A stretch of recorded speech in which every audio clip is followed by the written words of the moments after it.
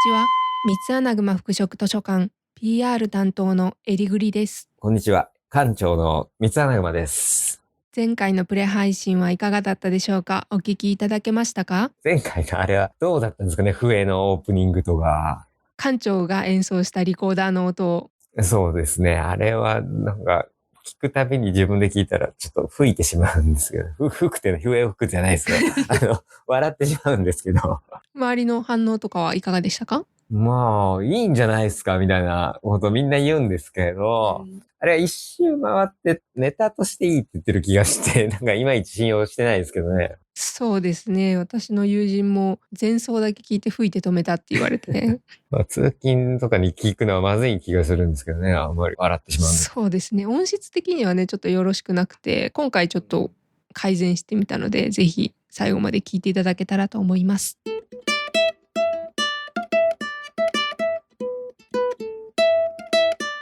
さて、館長は1月にどうやら暖かいところに行ってきたと聞いたんですけれども、どこですか？はい、インドネシアのバリ島に行ってきました。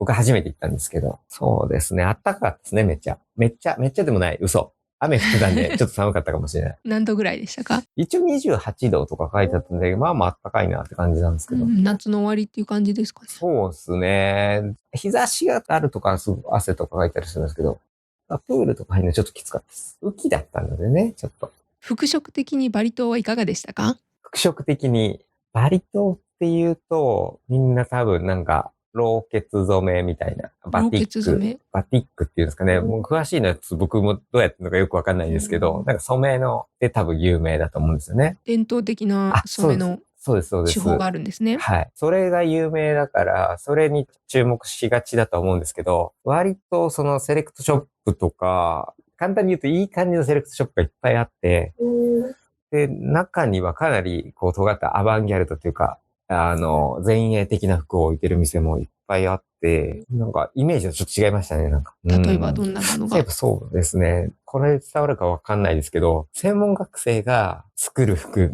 これはなんかレベルが低いとかそういうわけでもなく、なんていうのかな、これどこで着るんだよっていうような服がこう置いてるっていう意味で。それを着て通勤はできないよねみたいな。そうです。その理由みたいなのが、なんとなくこれ合ってるかわかんないですけど、個人的に思ったのは、やっぱクラブみたいなのがすごい盛んっていうか、まああれ観光客が行ってるのか、あと現地に住んでそうな謎の外国人みたいなのいっぱいいたので、多分そういう人たちが夜に行くんだと思うんですけど、そういうクラブとかにみんなそういうちょっと変わった服、特に女性は変わった服を着てってる感じがしましたね。クラブに行ったんですか？いました。連れてってもらいました。おー。歯車が回ってました。なんとでっかい歯車がいっぱい回って、炭鉱みたいなのをモチーフにして作ったっていう、なんか有名なデザイナーさんがデザインした場所らしいです。コンセプトクラブがあるんですか？なんかその人が炭鉱で働いてたっていうのをこうモチーフに作って、なんか銀座にもなんかできてるとかできるとかいう噂でしたけどね、その人が作った何かが。で、踊り明かした。踊り明かして、尖った服をいっぱい着た、アバンギャルな服を着た人とか、スタイリッシュな服を着た人とかがいっぱいいて、囲まれて、踊って、館長ももちろん尖った服を着て、参戦したわけですか？なんか暑いかなと思って、なんか T シャツとかで行ってしまいました。アバンギャルドな T シャツを持っていかなかったんですか？行かなかったですね。いや、ある意味ちょっとアバンギャルドかもしれないけど、ちょっと地味だったかもしれないので、皆さんね、バリに行くときは、ちょっと尖った服を持っていくのがおすすめかなと思います。一丁羅をね。一丁羅を。割とおしゃれな格好とかもちゃんと持ってった方がいいかなと思います。バリに行くときは、はい。尖った服を一着は。ぜひ一着。はい、持ってってください。さて今回は第1回ということで、なぜ図書館を始めようと思ったのか館長にお伺いしていきたいと思います。こちらにですね、館長が図書館を始めようと思った理由を3つ挙げていただいたのを事前にね、いただいてるんですけども、その1つ目から伺っていきたいと思います。1つ目、文化資本の問題。エフェクトをかける感じですね。1つ目、じゃあちょっとね、固い理由からいきましょう。はい。固い理由からね。文化資本って何ですか？文化資本っていうのは、まあなんかなんたら資本っていう言葉っていろいろあると思うんですけど、社会関係資本って言ったら友達とか、人間関係みたいな。なんだろうな、家に何冊本があるかとか、どんな習い事をしてるかとか、そういうものなんですけど、まあ、一応なんか有名なあれだとブリュデューって人のディスタンクシオンっていう本があって、すごい非常に読みにくい本ですよね、本当に。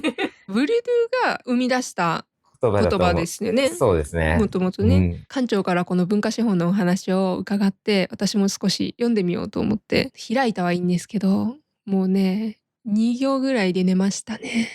もう、2行ですか？そう、ももううちょっといけたんじゃないですか？全く進まなくて、ディスタンクシオンを訳した方の前書きは読めたんです。でも、本編に入ったら本当にわからなくて、厳しいですよね、これ厳ね。しかったですね。厳しい。館長も読まれましたか？一応ね、文字は追ったって言った方がいいのかもしれないですけど、いやもうこれ僕図書館作って理由じゃなかったのかなとか思っててか、実はね、僕ね、読んでないです。読んでなかったですよ、実は。そうなんですよ。私そんな送ってくるから、当然読んでるものだと思って頑張って読もうと思ったんですよ。高いし、高いっていう理由で読まなくてもいいかなと思ったんですけど、サマリーだけを読んでたっていう感じなんです。ただ、難しいなと思いました。今回ね、話すにあたって、読みました、一応ね。一応読みましたよ。文字を追ったって言ってもいいかもしれない。それで、まあ文化資本っていうものがありますっつって。で、まあこの本って一応僕の要約が合ってるかわかんないですけど、まあ文化資本っていうものは戦略的に決められてるというか、何が位が高くて何が位が低いかみたいなことが割としっかり決められてて、偉い人たちはね、それをうまく使ってるっていう問題で、まあ一応これをね、ファッションとして繋げていこうかなと思いますが、あんまり具体的に言うと、誰かとか推測されたり分かったりすると嫌なんで、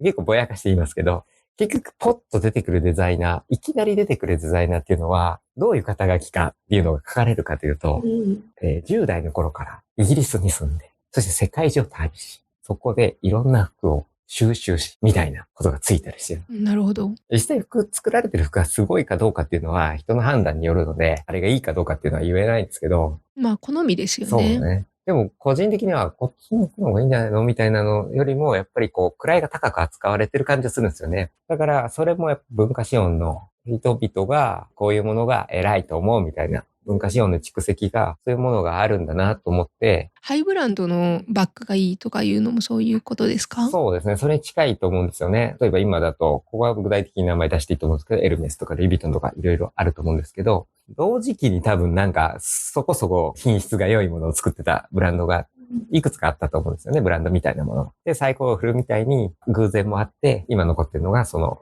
ルイ・ヴィトンだったり、エルメスだったりっていうことになって、で、今だともうブランド力っていうので何作っても売れる。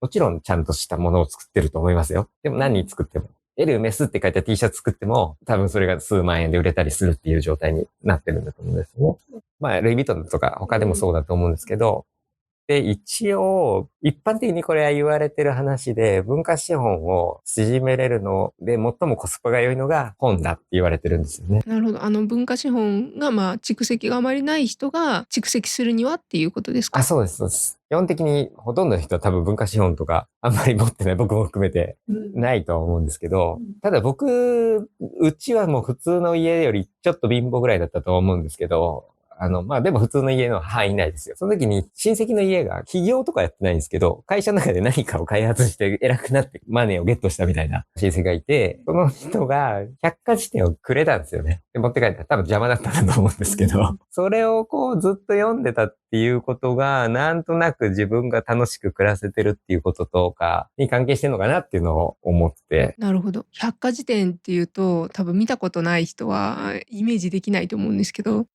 あれ、長いやつそうですね。ですよね。そう。あれをだから百科事典って言っていいかわかんないですけど、なんかいろんなジャンルに分かれてて、その中で理科でも何冊か分かれてて。そうそう、一冊じゃないんですよ。あれね、30冊ぐらいがセットになってて、重くでっかくてね。そうそう、なんか広辞苑が30冊あるみたいな、そうです、なんかそうです。結構なんかしょうもないことが書いて。もうありますね。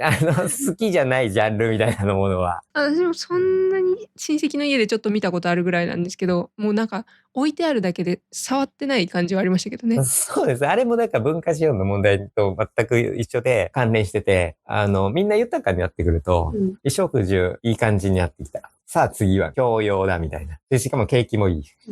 なんかこう、ああいうの売りに来るらしいんですよね。で、まあ、うちの親戚も例に及ばず、多分買っちゃったんだと思うんですよね。で、それ見ながらウイスキー飲むみたいな。でもそのうち気づくんですよ。邪魔じゃないって言ってね読んでないし、みたいな。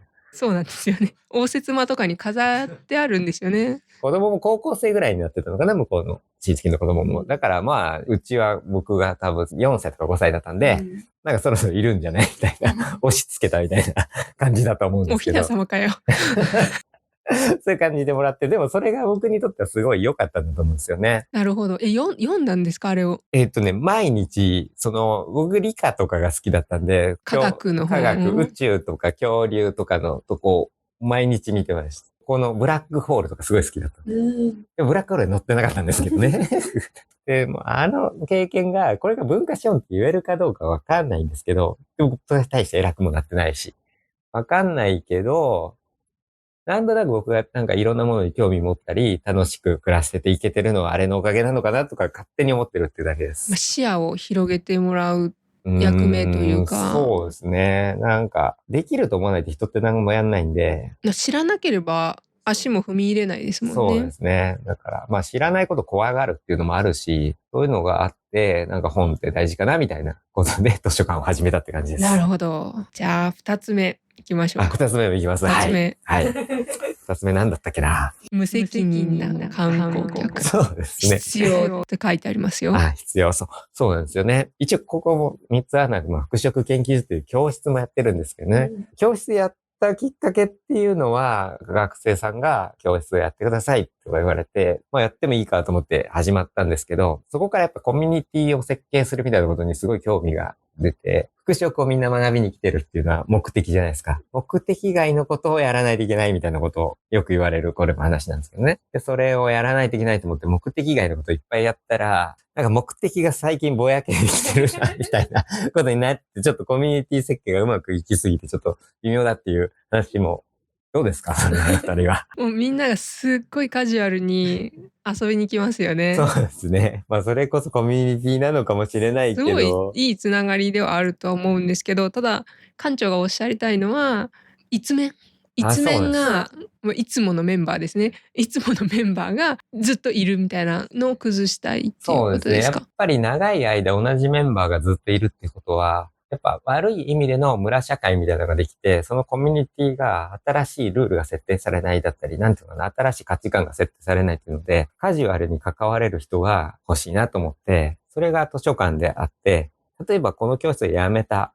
卒業したっていう人も、図書館にだったらカジュアルに関わっていけるし、また図書館に来た人がちゃんとコミットしてくれるっていうか、いわゆるその観光客に対比するんだったら住人になる、村人になるっていうことが頻繁に起こった方がいいかなと。頻繁っていうその頻度もめっちゃ早かったらちょっともうコミュニティも設計されないんだろうけど、なんかゆっくりでもいいから入れ替わりが欲しいなと思って作ったのが一応図書館っていうことで。固定化を避けるというか、そうですね。新しい風を吹かすというか、風通しをよくするようなイメージで。やっぱりメンバーが全く変わらなかったとしても、カジュアルに関われる観光客みたいなものが来ることによって、メンバーが変わってなくても村社会化みたいなのを防げて、新しく、どんどん、なんとなく新しい感じになっていけるかなっていうのが、みんなもちょっと想像してほしいんですけど、住んでるところの自治って、僕たち住んでる人はゴミ出しとかの曜日を守ったりとかやるじゃないですか。でも観光客も一応守ってるとは思うんですけど、ある程度無責任にやってくれないと、作ったルールを守られると変わらないんで、ある程度観光客って無責任さっていうか、自覚してない無責任さはあると思うんですよ。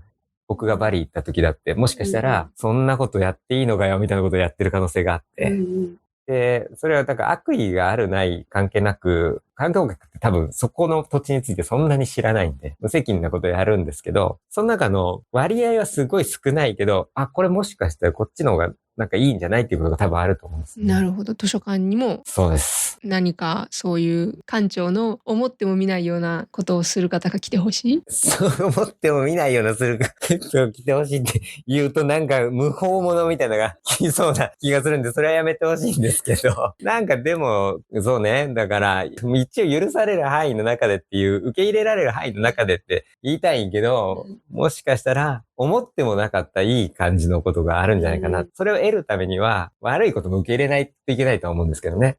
別の言い方、無責任な観光客、別の言い方すると空気読まないっていうか空気読めないって言ってもいいかもしれないです。空気ってやっぱりそのコンテクストがわかんないと、文脈がわかんないと空気って読めないじゃないですか、基本的に。多分僕たちはあんまり空気が多分読むのが苦手なのだと思うんだが。気は使ってるんですけど、まあでも読みすぎるのも新しいことが出てこないというか、それがメンバーが一緒だと読みすぎちゃうというか、ことが起こりやすいので、これおかしくないみたいなカジュアルな指摘ができない部分っていうのが多分出てくると思うんですよね。そうですね。確かにその仲間内で決められたルールがあって、長年もなんでそのルールを作ったのかも分からず、みんながそのルールを遵守してやってる世界があったとして、そこに突然こう新しく入ってきた人が「え、何？」みたいななって変わっていくことも多いですよね。そのルールを設定した時の環境ももう変わってんのにっていうことですよね。そうですよね。まあ法律とかのね、大きいレベルでもよくあるし、ちっちゃい職場のレベルでもよくあることですね。からまあそれが観光客って、まあ僕がこれ観光客って言い始めた言葉でもなく、東博樹さんっていう方が書いた、観光客の哲学っていう本があると思うので、まああっちにもっと僕の解釈がもし間違ってる可能性があるかもしれないんで、原点に当たっていただければ、あっちの方が多分わかりやすいと思うので。ここまで出てきた書籍について紹介いたしますね。一冊目の方が藤原書店から出版されているピエール・ブルデュー著石井洋次郎訳ディスタンクシオン普及版の1巻と2巻です。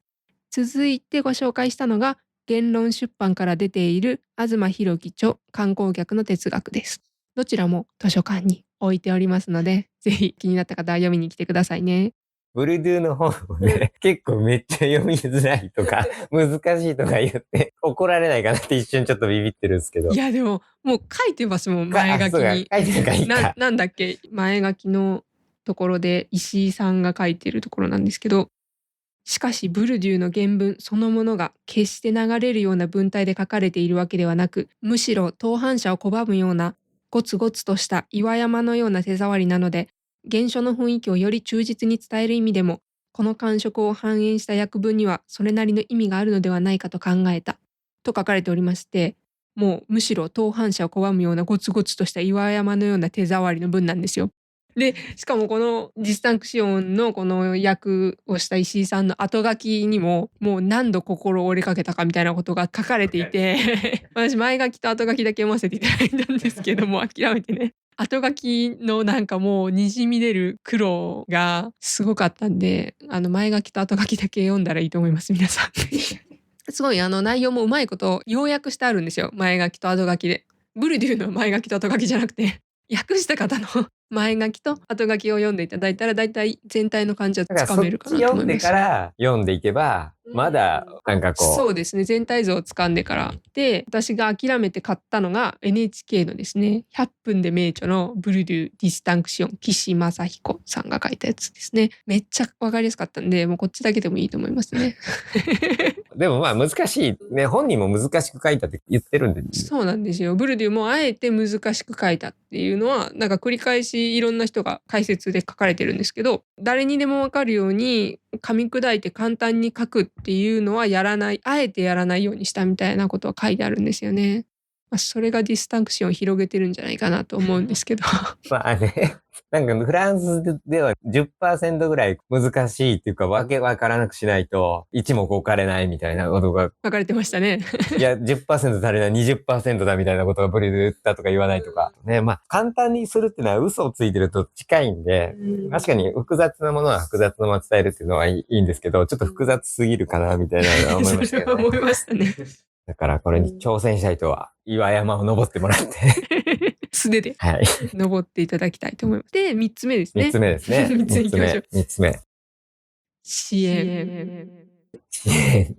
支援ね、支援ってこう、私の恨みみたいなことなんですけど、まあ、恨みっていうタイプのもんでもないんですけど、まあ僕も服飾をやってるんですけど、ってことはまあ専門学校に大体は行くじゃないですか。で専門学校に行ったわけですよね。で、大阪でもまあそこそこ大きな専門学校だと思うんですけど、まあなんか有名だし、図書館があるかなと思ったんですよ。資料室とか。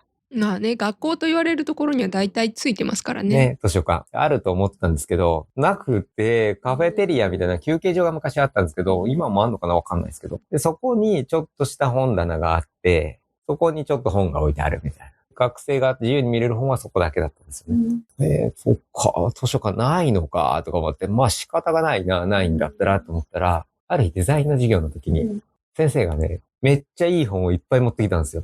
あれ、どこから持ってきたのかなと思って、私物かなとか思いながら聞いたら、いや、職員室にいっぱいあるんだよね、みたいな。何それみたいな。学生は勝手に見れないけど、職員室はいっぱいある。で、わーって持ってきて。それ聞いたときに、なんでですかみたいな。学生は奪うからっていうか、盗むからかなとか、破ったりとかしそうだから。いや、それなんか普通にフリーアクセスすべきでしょみたいな思ったんですけど、その時に言っても仕方ないなと思って、いつか僕が図書館を作ろうと。20年前ですよ。21年ぐらい前かなに思ったのが、もう在学中に思いました。決意して。21年間かかっちゃいましたけど。なるほど。ついに。だから図書館って言っても、服飾に特化した図書館をやろうって思ったのは、そこがきっかけだったっていうことですか？そうですね。その通りです。支援ね。支援。まあ、先生に言ったら出てくるんでしょうね、その本がね。まあ言ったら出てくるのかもしれないですね。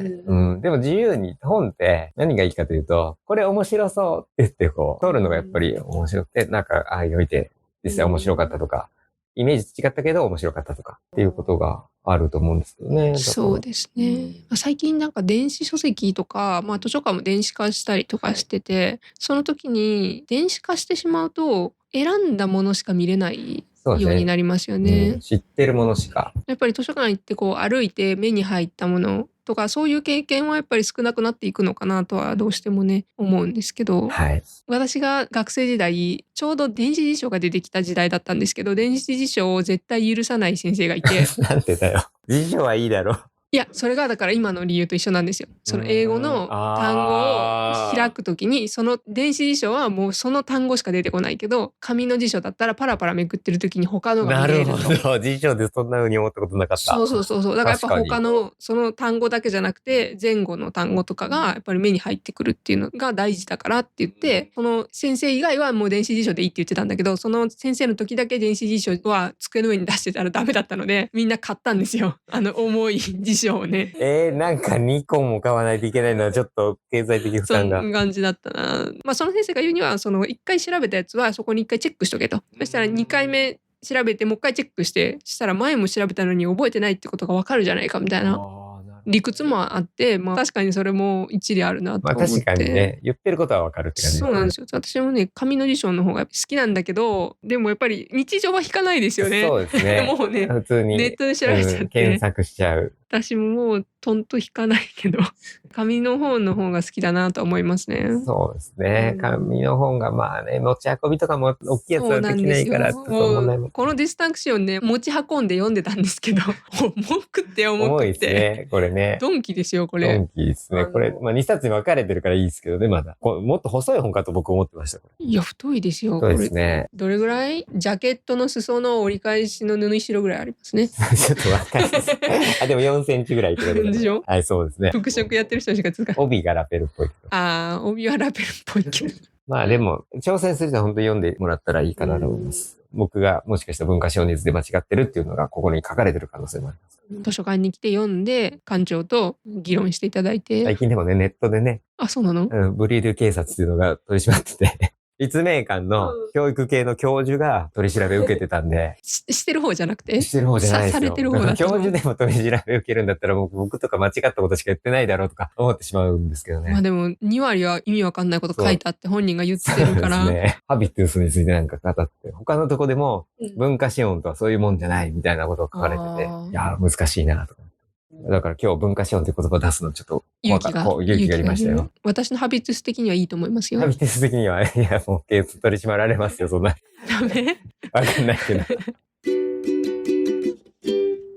図書館プチニュース。プチニュース、一つは15時からだったのが13時からに基本変わりましたんで、でも終わる時間は20時。ってことは、開館時間が長くなる。13時からだから7時間か。7時間で500円になったからすごいコスパが良くなりました。なるほど。ディスタンク仕様も読み放題。読み放題。7時間では厳しいんじゃないですか。7時間ではペラペラ早読みできる人はいけると思うけど、多分基本的にはちゃんと読もうとったら無理だと思います。だって中がさ、まずフランス人の文化について詳しくないと難しいんですよ。そうですね。だから日本ではちょっと分かりづらいんじゃないかなと思いますよ。やっぱりそうじゃないだろうみたいなのがあるんで。そうなんですよ。クラシックとかの作曲家を引っ張り出してきて、こっちの作曲家はこっちの作曲家より正統的でみたいな話をするんですけど、両方知らねえよみたいな感じなんですよね。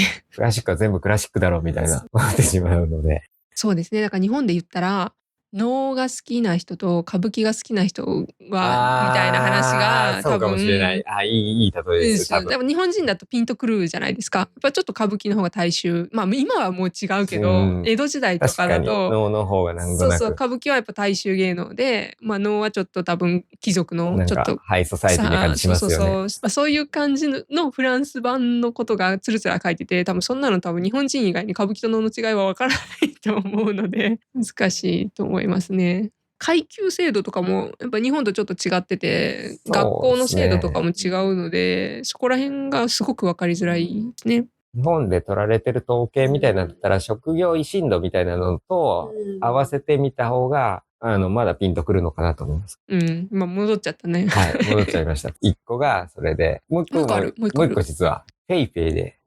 入館料が払えます。はい。電子決済できますから、皆さん500円を握りしめなくてもこれ。フラット。今、今日持ち金ないなっていう時も来れる。そうです。ペイペイ。ということで今回は以上になります。今月の開館日はインスタグラム、X、Google マップでお知らせしていますのでチェックしてください。服飾関係の方も服飾関係ではない方も三つ穴熊服飾図書館にどうぞお越しください。さようなら。さようなら。